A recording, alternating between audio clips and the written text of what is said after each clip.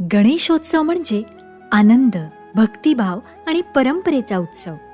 पण विसर्जनाच्या वेळी अनेकदा होणारी गर्दी, गोंधळ, अपघात आणि पर्यावरणाला होणारे नुकसान ही मात्र चिंतेची बाब होती. यावर उपाय म्हणून गेली 7 वर्ष एकविरा फाउंडेशनतर्फे पर्यावरणपूरक व सुरक्षित गणपती विसर्जन आयोजित केले जाते.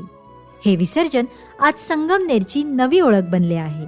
डॉक्टर जयश्रीताई थोरात यांच्या नेतृत्वाखाली अत्यंत चोख नियोजनासह हा उपक्रम राबवला जातो. संगमनेर शहरातील गंगामाई घाटावर गणेश भक्त मोठ्या संख्येने विसर्जनासाठी येतात आणि भक्तिभावाने बाप्पाला निरोप देतात. त्यावेळी त्यांच्या सेवेसाठी येथे एकविरा फाउंडेशनचे स्वयंसेवक सज्ज असतात. स्वयंसेवक श्री गणरायाचरणी अर्पण केलेले निर्माल्य गोळा करतात. त्याचे पुढे संगमनेर नगरपालिकेच्या माध्यमातून डिकंपोस्ट करून खत तयार केले जाते. सुरक्षिततेसाठी जागोजागी बॅरिकेड्स लावलेले असतात. श्री गणेशांना भक्तिभावाने साखळी पद्धतीने विसर्जनाच्या ठिकाणी घाटावर आणलं जातं. त्यानंतर पुढे मूर्ती बोटीत ठेवून पाण्यात विसर्जन केले जाते. त्यामुळे यापूर्वी विसर्जनावेळी ज्या दुर्घटना घडत होत्या त्या आता पूर्णपणे बंद झाल्या आहेत. या उपक्रमामुळे 7 वर्षांमध्ये एकही दुर्घटना घडलेली नाही.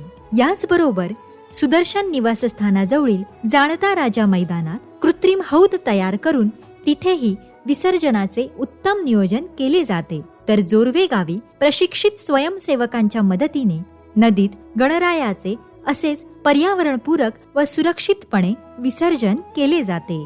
या उपक्रमामुळे संगमनेरमधील गणेश भक्तांना एक सुरक्षित, सुसंघटित आणि पर्यावरणपूरक विसर्जनाची परंपरा लाभली आहे. हा उपक्रम म्हणजे भक्तिभाव, सुरक्षितता आणि पर्यावरण संरक्षणाचा सुंदर संगम. एकविरा फाउंडेशन आणि डॉक्टर जयश्रीताई थोरात यांचे हे कार्य निश्चितच कौतुकास्पद आणि प्रेरणादायी आहे.